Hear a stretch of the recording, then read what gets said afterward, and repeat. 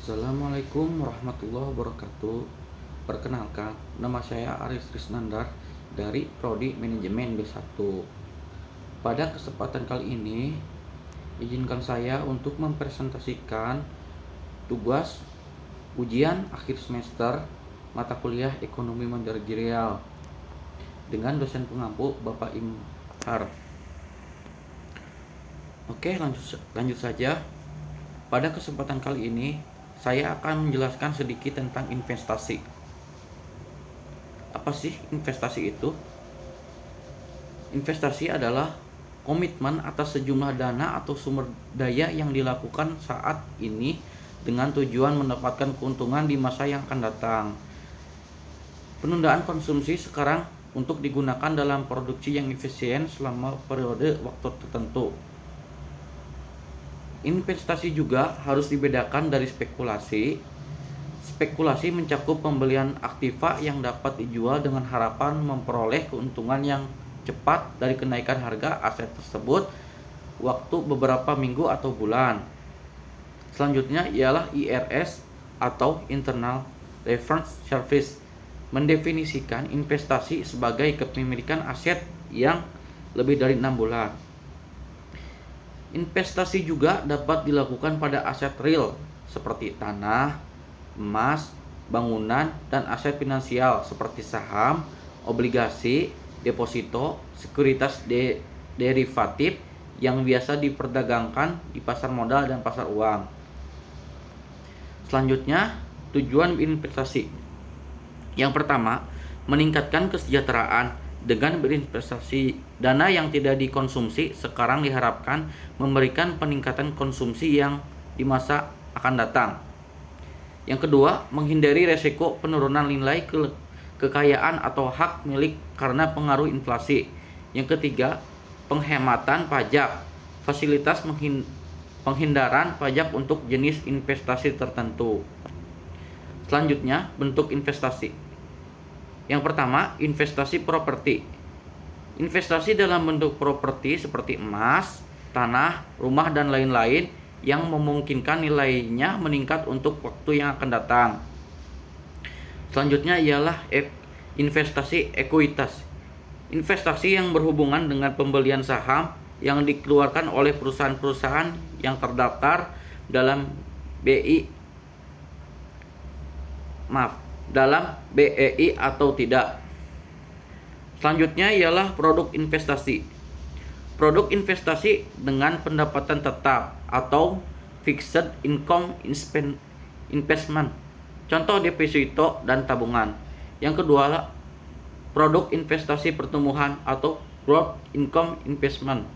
Hasil tidak pasti sesuai harga pasar, contohnya emas, tanah, bangunan, barang koleksi, dan mata uang asing.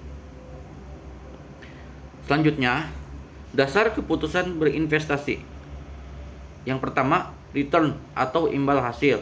Tingkat keuntungan investasi merupakan kompensasi atas opportunity cost and risiko penurunan daya beli akibat inflasi. 2. Expected return versus realistic return. Yang ketiga, risiko. Kemungkinan perbedaan return yang diharapkan dengan return aktual. Selanjutnya, resiko berinvestasi. Turunnya nilai investasi, kesulitan menjual produk investasi.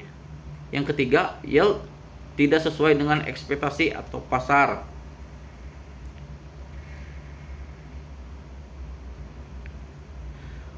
Selanjutnya, proses keputusan investasi. 1. Penentuan tujuan investasi tergantung kepada investor, misalnya memperoleh penghasilan pada usia pensiun. 2. Penentuan kebijakan investasi atau penentuan alokasi aset yang dijadikan objek investasi, apakah saham, deposito, dan bangunan.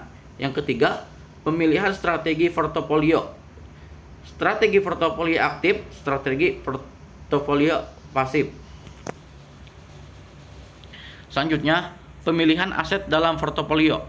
Mencari kombinasi portofolio yang paling efisien. Yang kedua, pengukuran dan evaluasi kinerja portofolio. Melakukan benchmarking biaya dilakukan dengan membandingkan dengan indeks portofolio pasar. Selanjutnya, cara mengurangi risiko investasi. Yang pertama, memilih produk investasi dengan risiko yang terkecil. Yang kedua, melakukan verifikasi portofolio dalam kurung melakukan investasi pada berbagai produk. Yang terakhir, melakukan pengukuran kinerja pasar modal. Selanjutnya ialah pasar modal.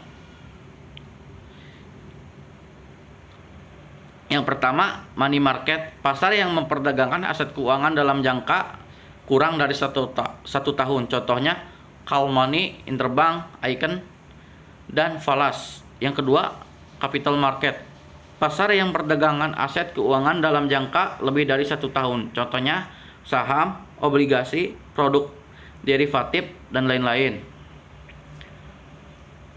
Manfaat pasar keuangan. 1. Alternatif investasi. Melalui pasar keuangan, investor dapat menghasilkan yield atas aktivitas investasi.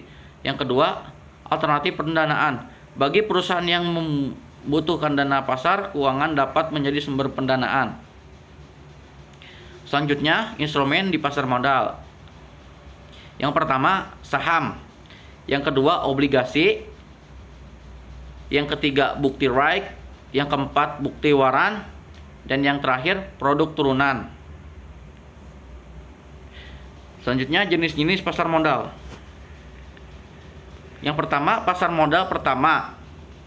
Yang kedua, pasar modal kedua atau sekunder. Sarana jual beli efek antar investor dan harga dibentuk melalui perantara efek. Yang ketiga, pasar ketiga. Sarana jual beli efek antara market maker serta investor dan harga dibentuk oleh market atau anggota bursa. Yang keempat, pasar keempat. Sarana jual beli efek antar investor tanpa perantara. Sistem bursa efek. Sistem bursa efek ada 2. Yang pertama, unit system atau bursa efek yang berdiri sendiri. Yang kedua, branch system, bursa efek dengan memiliki kantor pusat dan cabang-cabang. Selanjutnya, yang terakhir ialah obligasi organisasi pasar modal. Yang pertama, Menteri Keuangan. Kedua, BAPEPAM. Yang ketiga, Self Regulation Organization atau SRO. Dan SRO ada 3, yaitu Bursa Efek, Lembaga Keliling dan Penjamin, dan yang terakhir Lembaga Penyimpanan Penyelesaian. Sekian presentasi dari saya, kurang lebihnya mohon maaf. Wassalamualaikum warahmatullahi wabarakatuh.